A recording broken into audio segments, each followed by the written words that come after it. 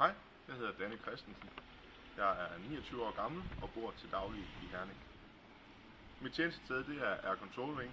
Det ligger på Flyvestation Karup. Her sidder jeg i staben og er leder af et kvalitetselement. Vi er 2 medarbejdere ud over mig lige nu, og vi beskæftiger os med at implementere kvalitetsledelse og ikke mindst forankre det her i Wingen, og så har jeg en arbejdsmiljøkoordinator under mig også. Personligt så kan jeg rigtig godt lide sport, dyrker meget af det, har skruet lidt ned for ambitionsniveauet, ligesom alderen begynder at stige lidt. Men ellers så kan jeg også godt lide biler og hurtige motorcykler, måske lidt en personlig interesse. Min karriere startede i 2006, hvor jeg startede som værnepligtig i Varde. Der ligger Danske Artilleriregiment. Der var jeg i 4 måneder, hvorefter jeg søgte flyveskole.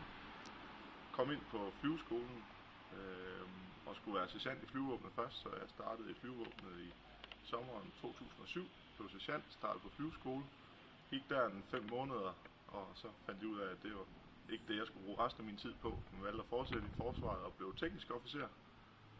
Min første stilling det var i 2011, hvor jeg som premierløjtnant sad som leder M og NK nede ved en mobil radarenhed, der hedder DSM. Den er også under Air Control Wing, men er geografisk placeret nede omkring Skrydstrup, for at få et så godt dækningsbillede og radarbillede over Danmark som muligt. Mens jeg var hos DSM, der fik jeg en enkelt udsendelse, hvor jeg var med også en ACV-enhed, der hedder Marken Mobile Air Control Center. En tur i Afghanistan. Vi opererede fra Mazar-i-Sharif, og der var jeg vinteren mellem 12 og 13. Sommeren 2013 der er blevet tilbudt en stilling som leder af det her kvalitetselement, og det sagde jeg ja tak til, og der har været et år.